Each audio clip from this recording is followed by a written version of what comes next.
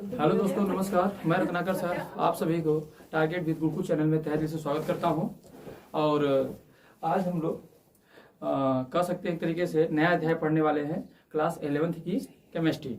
तो class 11th की जो केमिस्ट्री पढ़ने वाले हैं, जिसमें हम लोग आपको स्टार्ट करने वाले चैप्टर नंबर 3, क्योंकि इसके पहले हमने ऑफलाइन में first chapter and second chapter already पढ़ा दिया है। तो थर्ड चैप्टर अब ऑनलाइन ऑफलाइन दोनों बच्चे के साथ पढ़ेंगे। अब आप लोग को कोई भी डाउट, कोई भी समस्या होता है तो आप पूछ सकते हैं बेझिझक, कोई दिक्कत नहीं है। ऑनलाइन बच्चे उतना अपना एडजस्ट कर लेंगे। तो आइए, तो थर्ड चैप्टर, हमारे चैप्टर का नाम क्या है बच्चे? हमारे चैप्टर का नाम है क्या? तत्वों का वर्गीकरण ना, क्लासिफिकेशन ऑफ एलिमेंट्स है। इन तत्वों का वर्गीकरण है। अच्छा, ये इसका बच्चे पार्ट 1 है। ये पार्ट 1 पार्ट 2 करके आपके क्लास जाते रहेंगे। अगर आप लोग को अगर इसकी PDF चाहिए तो हमारा व्हाट्सएप ग्रुप हमारा ये है, इस नंबर पर आप मैसेज करेंगे। और टेलीग्राम चैनल पर अगर जुड़ना चाहेंगे तो हमारा टारगेट विद गुरुकुल है। यहाँ से आपको क्लास की PDF मिल जाएंगी, समझ रहे हैं? तो आपको क्लास की जो PDF चाहिए तो आप यहाँ से मिल सकता है। और ये चैप्टर नंबर बेटा 3 है और इसको मैं ही पढ़ा रहा हूँ। तो आप लोग आइए, आज से हम लोग पढ़ना चालू करते हैं ना। तो सबसे पहले इस चैप्टर में क्या बच्चे? तत्व है। क्या है? तत्व है। तो थोड़ी सी बात हम लोग किसके बारे में समझेंगे? तत्वों के बारे में समझेंगे कि वास्तव में तत्व होता क्या है ना, क्योंकि तत्व को समझ लेंगे तो आगे बढ़ेंगे। तो देखो बच्चे, अगर मैं आपको जनरल से बात बताऊँ, आप जानते हो क्या होता है? सबसे पहले अब क्या होता है? परमाणु। क्या होता है बच्चे? परमाणु अर्थात एटम। देखो बच्चे, इसके बारे में हमने सेकंड चैप्टर में खूब विधिवत पढ़ लिया है, जो परमाणु होता है ना। अब इन्हीं परमाणुओं का जो समूह होता है बच्चे, इन्हीं परमाणुओं के समूह को हम लोग क्या कहते हैं? अणु कहते हैं। क्या कहते हैं? अणु कहते हैं। अब इन्हीं अणु के समूह को हम लोग क्या कहते हैं? तो कह सकते हैं आप लोग कण कहते हैं। अब इन्हीं कणों का जो समूह होता है बच्चे, इन्हीं को हम लोग क्या कहते हैं? पदार्थ। क्या कहते हैं? पदार्थ कहते हैं। अब इन्हीं पदार्थ को जो हम लोग परिशुद्ध कर लेंगे तो क्या कहेंगे बच्चे? तत्व।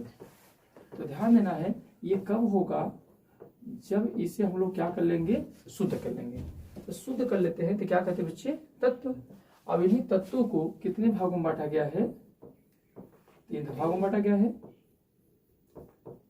एक धातु है, दूसरा अधातु है, और तीसरा बच्चे क्या है?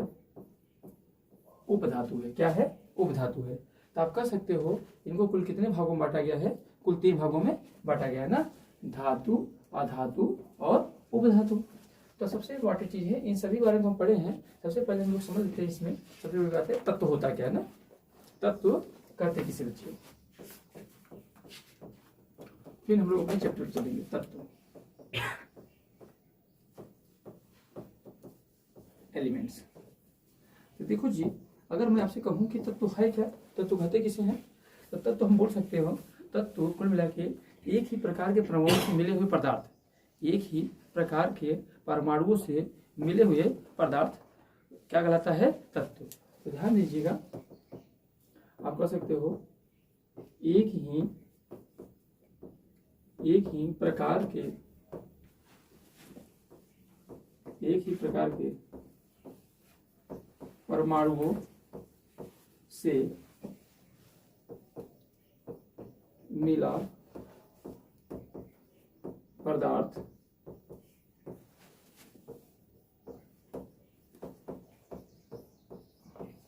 कह सकते हो एक ही प्रकार के परमाणुओं से मिला पदार्थ ही क्या कहलाता है बच्चे? तत्व कहलाता है ना। तो जैसे अगर एग्जाम्पल में लेना चाहिए बच्चे, जैसे कि मान लीजिएगा एक पदार्थ हमारे पास है ना, यह पदार्थ है। 3 पदार्थों बच्चे, ये सभी के सभी जो मैं बना रहा हूँ, ये सभी के सभी क्या है? परमाणु है। क्या है? परमाणु है। एक ही प्रकार के परमाणु से मिला पदार्थ क्या कहलाएगा? तत्व। ये मान लो ये क्या बच्चे? पदार्थ है, इनमें सभी परमाणु हैं। तो मान लेते ये सभी परमाणु किसके हैं बच्चे? एल्युमिनियम के। किसके हैं? एल्युमिनियम के हैं। तो सभी परमाणु किसके हो गए? एल्युमिनियम के हो गए। अगर मान लीजिए बच्चे ऐसे ही हमने एक पदार्थ और लिया, अब इनमें सभी परमाणुओं को ध्यान देना, इनमें जो परमाणु पाए जा रहे बेटा, ये सभी परमाणु किसके हैं प्यारे? कैल्शियम के हैं। किसके हैं? कैल्शियम के हैं। ये क्या हो गया? कैल्शियम हो गया। ये क्या हो गया? एल्युमिनियम हो गया। अच्छा, अगर मान लीजिएगा इन पदार्थों को अगर 2 भागों में तोड़ेंगे, इन पदार्थों को अगर हम लोग 2 भागों में तोड़ेंगे तो क्या यह 2 नए तत्व हो जाएंगे? क्या नहीं, एक ही तत्व होंगे, क्योंकि जब एक ही प्रकार के परमाणु होंगे तो बस इसका आकार, आयतन आधा छोटा होगा। और अगर आप इसको तोड़ेंगे भी, जैसे तोड़ देंगे तभी आप देखेंगे तो दोनों ही तरफ बच्चे क्या होंगे, एल्युमिनियम ही होगा। क्या होगा बच्चे, एल्युमिनियम। तो एल्युमिनियम ये भी होगा, एल्युमिनियम ये भी होगा। तो आप समझ पाए तत्व किसे कहते हैं। तो तत्व का मतलब होता है एक ही प्रकार के परमाणु से मिला पदार्थ ही कहलाता है तत्व। दूसरी बात, अब इन्हीं तत्वों का हमको क्या करना है बच्चे, वर्गीकरण करना है। इन तत्वों का क्या करना है, वर्गीकरण करना है। अब साथ साथ मेरे नोट्स यहाँ से बनाते चलेंगे, बाकी आपको नोट्स मिल जाएगा। अब आप क्या करेंगे, साथ साथ में लिखते भी चलेंगे ना। और नहीं लिख पाएंगे तो इस क्लास को यूट्यूब पर देख के फिर से नोट्स बना लेंगे, आपके पास सब डबल ऑफर रहेगा, समझ रहे। और दूसरी बात बच्चे, अगर मैं आपसे कहूँ यहीं पर एक बात और, तो बेटा पदार्थ क्या होता है, पदार्थ।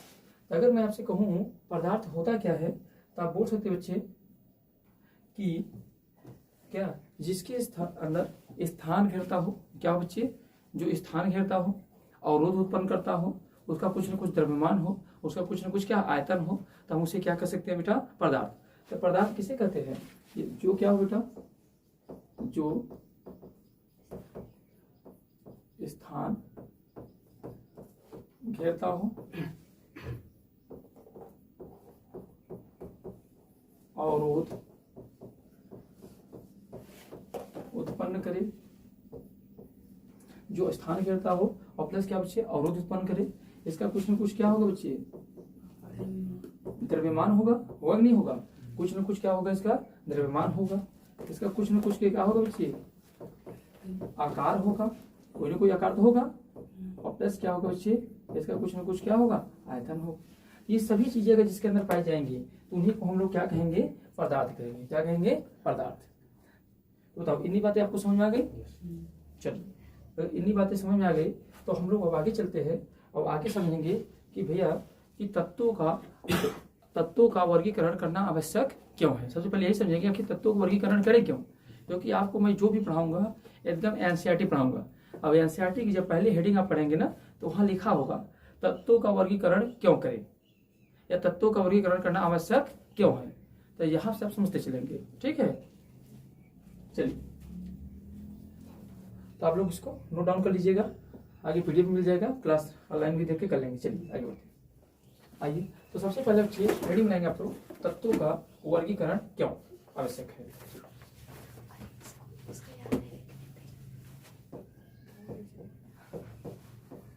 तत्वों का वर्गीकरण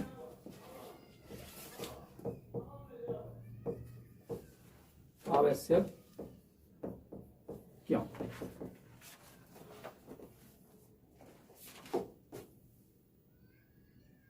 चलिए, अगर मैं आपको बताऊं कि भैया तत्वों का वर्गीकरण करना आवश्यक क्यों है ना, तो देखो अगर हम लोग 18वीं सदी की बात करेंगे तो 18वीं सदी में लगभग 31 तत्वों की खोज हो चुकी थी। कितने तत्वों की, 31। वही फिर लगभग 1865 आते आते लगभग कितने तत्वों की खोज हो गई थी, 63 तत्वों की खोज हो गई थी। और वर्तमान समय में कुल कितने तत्व हैं, तो कह सकते हैं 118 तत्व हैं।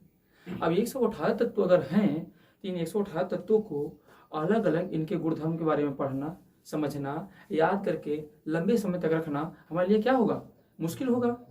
तो इनका मतलब 118 तत्व हो गए, तो हर एक तत्वों का वर्गीकरण, हर एक तत्वों के उनके भौतिक गुणधर्म, उनके रासायनिक गुणधर्म, समझ रहे हैं, उनके परमाणु क्रमांक, उनके आधार सभी चीज को याद करके रख पाना बड़ा ही क्या था, इम्पॉसिबल था। इन तत्वों को हम उस तरीके से याद करके नहीं रख सकते थे, मेमोराइज करके नहीं रख सकते थे, इसीलिए अधिक से अधिक तत्व हो चुके थे। इसीलिए इनको हमको क्या करना था, क्लासिफिकेशन करना था। और क्लासिफिकेशन कुछ ऐसा करना था जैसे मान लो अगर समान वर्ग के तत्व हैं, जैसे सभी कुछ ऐसे तत्व होंगे ना जिनके भौतिक गुण एकदम मिलते होंगे, कुछ ऐसे तत्व होंगे जिनके रासायनिक गुणधर्म मिलते होंगे, तो अगर उनको एक साथ रख दिया जाएगा तो एक लाइन को पढ़ेंगे तो उसकी पूरी पूरी बात समझ आ जाएगी। इसीलिए बच्चे हमने क्या किया, तत्वों का वर्गीकरण करना समझा। क्यों समझा, क्योंकि अधिक से अधिक तत्वों की खोज हो चुकी थी और सभी तत्वों को याद रख पाना, सभी तत्वों को समझ पाना क्या था, मुश्किल था। इसीलिए ये लंबे समय तक याद रहे, इसे सही तरीके से समझा जा सके, इसीलिए हमने तत्वों को क्या किया, वर्गीकरण किया। क्योंकि एनसीईआरटी है, अब एनसीईआरटी बड़े बेहतरीन क्वेश्चन बना देती है। अब पूछ लेगा तो आपने सब कुछ पढ़ा और आपसे क्वेश्चन पूछ लिया तत्वों का वर्गीकरण क्यों आवश्यक है, आपने इसका मतलब ही नहीं जाना, तो क्या हो जाएगा, आपका आंसर क्या होगा, सही अच्छा नहीं होगा। तो इसलिए इसको पहले समझिए बेटा। हमने क्या किया, इसमें पॉइंट बाई पॉइंट बना सकते हो। क्या हुआ था, 1800 सन के ईस्वी में देखेंगे तो 1800 की ईस्वी में कितना कुल तत्व खोज हो गई थी। आप लिख सकते ऐसे सन 1800 में लगभग 31 तत्वों की खोज हो चुका था। वहीं 1865 में 63 तत्व की खोज हुई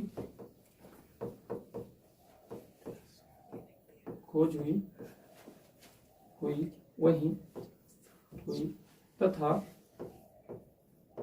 वर्तमान में कुल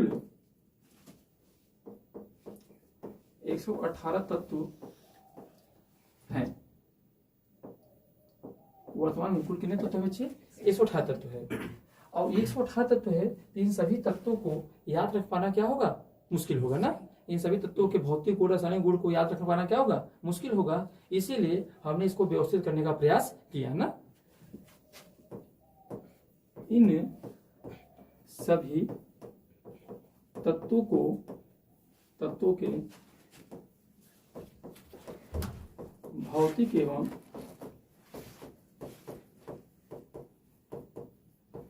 रासायनिक गुण को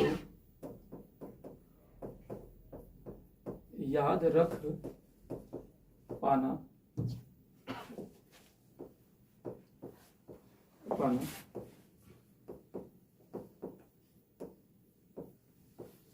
मुश्किल था। इसलिए इनका वर्गीकरण करना आवश्यक था। ठीक, तो कह सकते हो इसीलिए मुश्किल याद कर पाना इनका मुश्किल था, इसलिए इनका वर्गीकरण करना आवश्यक था। और जब इनको वर्गीकरण करना आवश्यक था, इसको वर्गीकरण करने के लिए कई सारे वैज्ञानिक आएंगे हमारे सामने।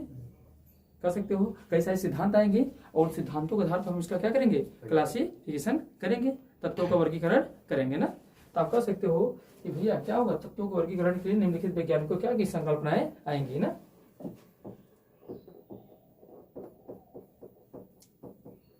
तत्वों के वर्गीकरण हेतु निम्नलिखित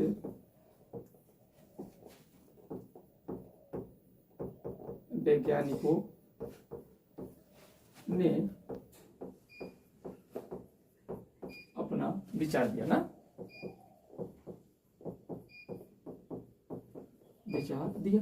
अब आपके मन में आया कि कौन कौन से वैज्ञानिक आए थे जिन्होंने अपना अपना विचार दिया था। तो देखेंगे बच्चे, अगर विचार की बात करेंगे कौन कौन से वैज्ञानिकों ने अपना विचार दिया था, तो आपको बताऊं कि कुछ वैज्ञानिकों के नाम आप लिखेंगे। जैसे सबसे पहले कौन आए थे बच्चे? तो हमारे पास आए थे कौन? जो आए थे जिसका नाम था बर्जेलियस। क्या नाम था बच्चे? बर्जेलियस थे। तो देखेंगे बर्जेलियस का सिद्धांत। आप सिद्धांत बोलिए या इनके परिकल्पना बोलिए, जो भी बोलना चाहते हैं बोल सकते हैं ना। तो बर्जेलियस का सिद्धांत देखेंगे बच्चे। दूसरे हमारे पास कौन थे बच्चे? दूसरे थे प्राउड का संकल्पना। कौन थे? प्राउड का संकल्पना। फिर कौन थे बच्चे? तीसरे कौन थे? तो प्राउड के बाद हम लोग किसको देखेंगे? डोबेराइन। कौन देखेंगे? डोबेराइन का त्रिक नियम। क्या देखेंगे? डोबेराइन का त्रिक नियम। तो बच्चे ध्यान देना, डोबेराइन का त्रिक नियम है। इसके अलावा कौन है बच्चे? इसको मैं स्क्रॉल कर दे रहा हूं ऊपर, आप लोग लिख लिया ना। चलिए, तो डोबेराइन का त्रिक नियम। इसके बाद बच्चे कौन आएंगे? अगर डोबेराइन के बाद देखेंगे तो हमारे पास कौन आएंगे? जिसका नाम, एक नाम है डी, तो जिसका नाम है डी चैन कोन। क्या नाम है? D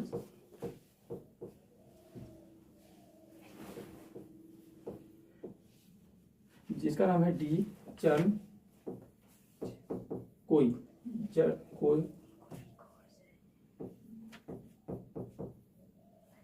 Royce. इनका नाम है डी चैन कोररोइस सिद्धांत, इसको ऐसे लिख सकते हैं रोइस का नियम। अभी मैं आपको बताऊंगा, इनका नाम इतना खतरनाक है ना कि याद कर पाना और नकल मारना दोनों जरूरी पड़ जाता है ना। डी चैन कोररोइस, कोररोइस, समझ रहे हैं। इसके बाद बच्चे पांचवें अगर हमारे पास कौन आएंगे तो पांचवा आएगा न्यूलैंड का अष्टक नियम। क्या आएगा बच्चे, तो ध्यान देना, न्यूलैंड का अष्टक नियम आएगा। फिर इसके बाद कौन आएंगे बच्चे, लोथर मेयर वक्र। कौन आएंगे बच्चे, लोथर मेयर वक्र आएंगे। लोथर मेयर वक्र के बाद कौन आएंगे बच्चे, सतवें कौन से आएंगे, तो लोथर मेयर वक्र के बाद आएंगे कौन, मेंडलीव का। कौन आएंगे बच्चे, कौन आएंगे हमारे पास, मेंडलीव की आवर्त सारणी नियम।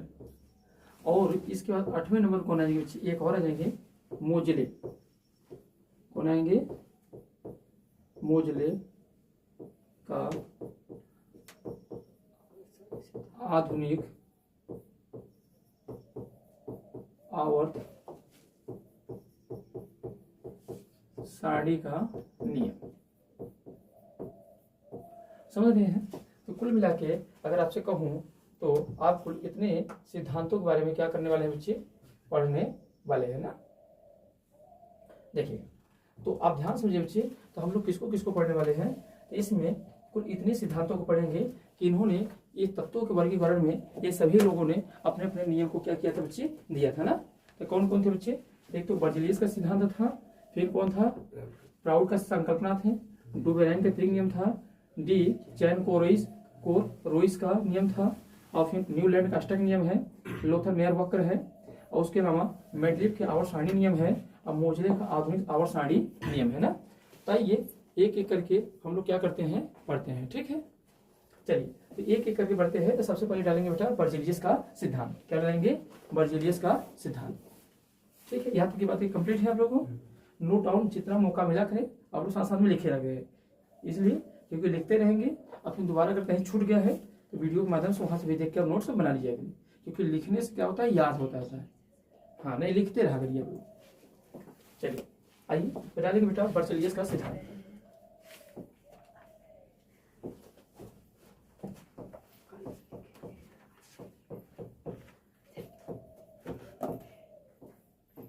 बर्जेलियस का सिद्धांत,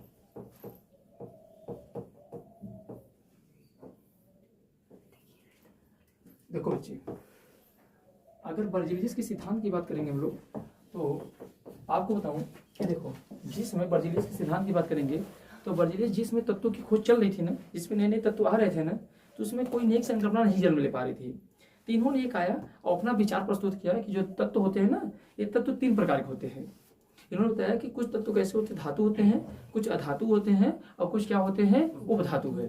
तो कह सकते हैं सर्वप्रथम तत्वों के वर्गीकरण में बर्जेलियस ने अपना प्रथम प्रयास किया, और उस प्रयास में ये बता दिया कि तत्व जो होते हैं 3 प्रकार के होते हैं, कुछ धातु, कुछ अधातु, और कुछ क्या होते हैं, उपधातु। धातु किसे कहते हैं, उन्होंने बहुत ज्यादा इसके अंदर डेप्थ परिभाषा इसकी नहीं दी, पर इतना बता दिया कि धातु समांतर ठोस होते हैं, चमकदार होते हैं, जबकि अधातु जो होते हैं ठोस नहीं होते, चमकदार नहीं होते हैं, और जिनमें दोनों को मिला जुला स्वरूप मिल जाएगा उन्हीं को हम लोग क्या कहते हैं, उपधातु कहते हैं। इन्होंने बहुत ज्यादा बातें तो नहीं बताई, पर यह है कि जहां कुछ भी जानकारी नहीं था वहां हमको थोड़ी बहुत जानकारी तो मिल गई ना, तो हमारे लिए उतना ही पर्याप्त है। जिसके बारे में कुछ नहीं जानते हैं वहां आप अपने आप को ऐसा मान के चलिए कि आप उस दशक में जी रहे हैं जिस दशक में तत्वों की नई नई तत्व आ रहे हैं, और तत्व कब आ रहे हैं, 18वीं सदी में आ रहे हैं, और जो 18वीं सदी में तत्व आ रहे हैं और उस समय इनका वर्गीकरण बर्जेलियस आके कह देता है भैया कुछ धातु होते हैं। अच्छा, इनकी परिकल्पना आगे चलकर सही भी साबित होती है। आज हम तत्वों को जो पढ़ते हैं तो पढ़ते हैं ना कि हाँ धातु है, ये अधातु है, और क्या है, उपधातु है। ये बताने वाले कौन थे बच्चे, कौन थे, बर्जेलियस थे। इनके विचारों को बेटा लिख लीजिए, तो कह सकते हैं इनके बारे में देखेंगे। सर्वप्रथम तत्वों का वर्गीकरण करने, तत्वों का वर्गीकरण करने का प्रयास किया था ना। तो सर्वप्रथम तत्वों को वर्गीकरण करने का बेटा क्या किया था, प्रयास किया था। और क्या था, इन्होंने बताया कि तत्व कुल कितने प्रकार होते हैं बेटा। तो बताया कि इन्होंने बताया कि तत्वों को 3 भागों में बांटा जा सकता है ना। उन्होंने बताया कि तत्वों को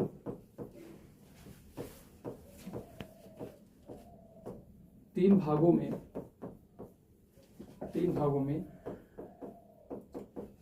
बांटा था। कितने भागों में बांटा था बच्चे, 3 भागों में।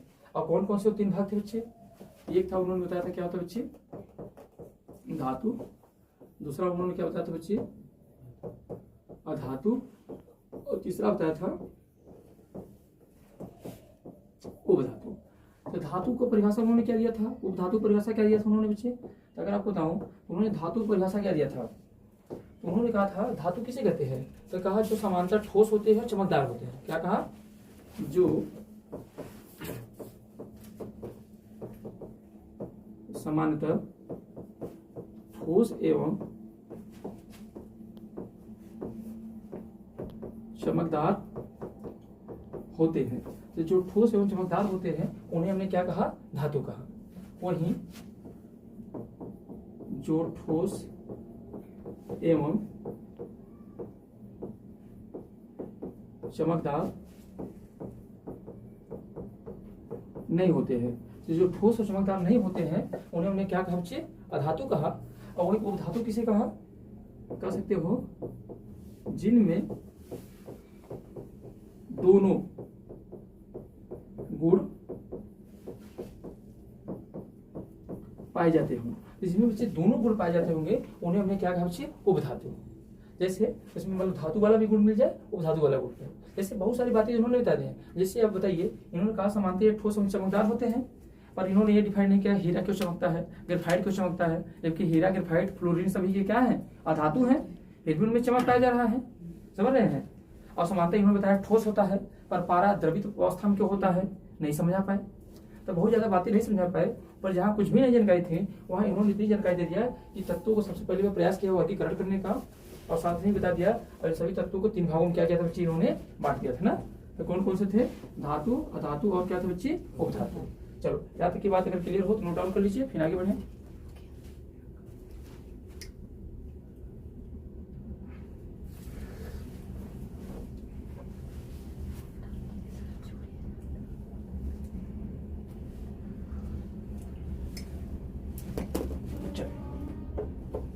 अब हम अगला देखेंगे, क्या देखेंगे, तो बरीलियस का सीधा समझ पाएंगे बच्चे। अब हम लोग देखेंगे किसका, प्राउड की संकल्पना ना, प्राउड की संकल्पना। चलिए नेक्स्ट पेज ले लेते हैं। अब जाएंगे तो एक करके पढ़ेंगे। तो हमने अभी बर्जिलियस को समझा। अच्छा सब छोटे छोटे हैं। मेन आपका जो सबसे बड़ा पड़ाव आएगा जब मेंटलिप का आउटसाइड समझाऊंगा, अब मोजेलिक समझाऊंगा, वही दोनों समझ लेंगे। और उन्हीं दोनों को पढ़ने के दौरान ही हम लोग बहुत सारे, इसको देखिए इस चैप्टर को 2 भागों में बांट के पढ़ेंगे। एक तो हम लोग पहले तत्वों का वर्गीकरण करेंगे, और तत्वों का वर्गीकरण कर लेंगे तो फिर उस तत्वों के अंदर क्या गुणधर्म होते हैं, उनके रासायनिक गुणधर्म क्या होते हैं, भौतिक गुणधर्म क्या होते हैं, कैसे एक दूसरे के साथ वो कोरिलेट करते हैं, संबंधित होते हैं। तो उसमें आयनिक त्रिज्या क्या होती है, फिर उसमें बंध ऊर्जा क्या होती है, इलेक्ट्रॉन बंधुता क्या होती है, ठीक है, आयनन विभव क्या होता है। हाँ, इसको बाद में पढ़ेंगे। और उससे खूब सारे क्वेश्चन आपके IIT, JEE, नीट इन सभी एग्जामों में भी बनेंगे ना। आइए तो अब डालेंगे दूसरा, प्राउड का संकल्पना। क्या डालेंगे बच्चे, प्राउड की संकल्पना।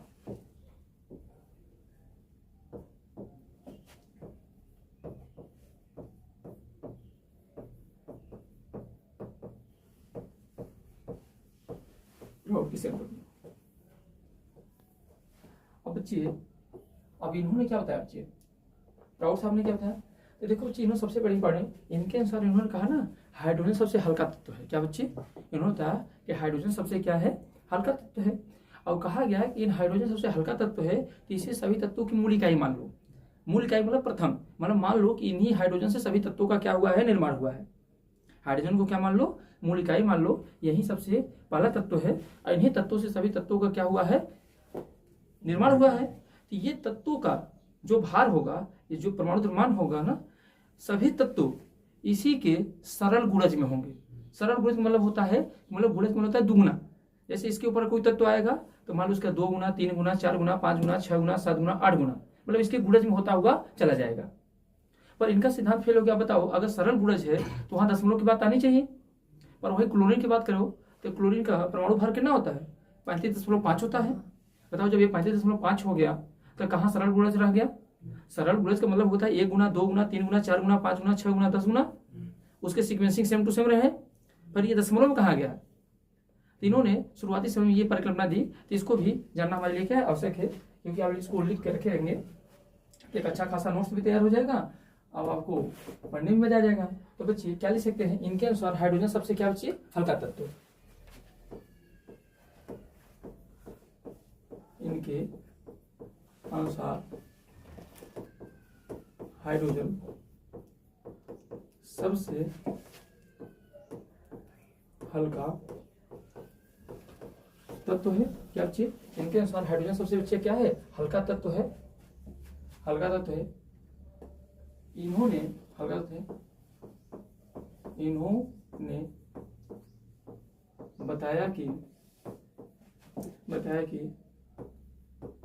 प्रत्येक तत्व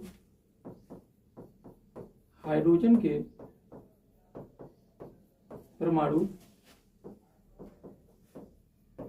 द्रव्यमान के सरल गुणज है। क्या होता है बच्चे? इन्होंने बताया कि इनके अनुसार हाइड्रोजन सबसे हल्का तत्व है। और इन्होंने बताया कि प्रत्येक हाइड्रोजन के परमाणु द्रव्यमान है ना, परमाणु द्रव्यमान के सरल गुणज है। जैसे अगर बच्चे इसे मान लीजिए कि हमने लिखा हाइड्रोजन, तो हाइड्रोजन का 1H1 होता है। तो इसका अब ये नीचे का जो होता है बेटा, आप लोग सभी जानते हो, नीचे वाले को हम लोग क्या कहते हैं बच्चे? एटॉमिक नंबर कहते हैं। इतनी बात तो जानकारी सभी को है, इसे एटॉमिक नंबर कहते हैं। और ऊपर वाले को हम लोग क्या कहते हैं बच्चे? Atomic mass. ये जो एटॉमिक मास है ना, एटॉमिक नंबर है, एटॉमिक मास है, ये कह रहा है कि और जो तत्व आएंगे उनका सरल गुणज होगा। जैसे अगर मान लीजिए बेटा हमने ले लिया क्या? लिथियम ले लिया। क्या ले लिया? लिथियम। तो लिथियम का कितना होता है बच्चे? ये 3 होता है। कितना होता है? 7 होता है। तो देखेंगे यह 1 से कितना गुना है? 7 गुना है। एक से कितना गुना है? 7 गुना है। तो इसका क्या हो गया? ये सरल गुणज हो गया। अगर इसी का तुलना किसी के अभी क्लोरीन, अब इसी सोडियम से कर लो बेटा, तो सोडियम का कितना होता है? 11 होता है। ये कितना होता है? 23 होता है। तो इसका ये कितना गुना ज्यादा है? तो कह सकते हो सर ये 23 गुना ज्यादा है। ये इसका कितना गुना ज्यादा है? तो कह सकते हो सर ये कितना गुना ज्यादा है? 7 गुना ज्यादा है। ये तो इसके क्या है? सरल गुणज का अनुपात है। और जरा आप यही बात करिए बच्चे किसकी? क्लोरीन की। और जब क्लोरीन की बात करेंगे तो क्लोरीन का परमाणु क्रमांक कितना? 17। अब 35 कितना होता है बच्चे? 5। अब बताओ ये सरल अनुपात कहाँ रह गया? ये 35.5 गुना हो गया, जबकि होना कहना चाहिए था 35 गुना होना चाहिए था, या तो 36 गुना होना चाहिए था, या 37 गुना होना चाहिए था। तो इसीलिए इन्होंने एक कंसेप्ट दिया, कहा कि प्रत्येक तत्व का निर्माण किससे हुआ है? हाइड्रोजन से हुआ है। तो हाइड्रोजन क्या है? मूल इकाई है। हाइड्रोजन कैसी है? मूल इकाई है। और इस मूल इकाई का जो द्रव्यमान है, इस मूल इकाई का जो द्रव्यमान है वो अन्य तत्वों के जो परमाणु द्रव्यमान होंगे तो ये इसी मूल इकाई के क्या होंगे? गुणज होंगे। मतलब अगर हाइड्रोजन को हमने 1 माना है, तब इसके बाद जो भी तत्व आएंगे, क्योंकि सभी तत्वों की उत्पत्ति कैसी हुई है? इन्हीं हाइड्रोजन से हुई है। तो जो भी परमाणु द्रव्यमान होंगे तो इसी के गुणज में होते हुए चले जाएंगे। गुणज मतलब 1 ऊपर 1 चलता हुआ चला जाएगा। मतलब 1 से ही 2 बना होगा, 2 से ही 3 बना होगा, 3 से भी 4, 4 से 5। पर जबकि आप देखेंगे बहुत सारे ऐसे तत्व हैं जहां पे आप देखेंगे तो वहां दशमलव मिलते हैं, तो जो इस प्राउड की संकल्पना को अस्वीकार कर देता है ना। कह सकते हैं इस क्लोरीन क्या करता है बच्चे? इसको विफल कर देता है। अपवाद स्वरूप में क्लोरीन का जो द्रव्यमान होता है वो हाइड्रोजन के द्रव्यमान का सरल गुणज नहीं होता है ना। कह सकते बच्चे क्लोरीन का द्रव्यमान, क्लोरीन का द्रव्यमान हाइड्रोजन ना, क्लोरीन का द्रव्यमान क्या कर सकते हैं? हाइड्रोजन के द्रव्यमान का सरल गुणज नहीं होता है। ठीक है। तो अगर आपसे क्वेश्चन पूछ ले तो क्लोरीन का द्रव्यमान हाइड्रोजन द्रव्यमान का सरल गुणज नहीं होता है। इसलिए बच्चे इनकी जो संकल्पना थी क्या होगी? विफल होगी। पर हाँ एक बात है कि जहाँ कुछ नहीं हुआ था ये धीरे धीरे आकर कुछ न कुछ कंसेप्ट बता रहे हैं। अच्छा ये बात तो सही है ना कि हाइड्रोजन सबसे हल्का तत्व है। अगर आपसे कहा जाए ये बात तो सही है, उन्होंने ये बात तो सही प्रूव कर दिया ना, हाइड्रोजन सबसे क्या बच्ची हल्का तत्व है पीरियोडिक टेबल के अंदर।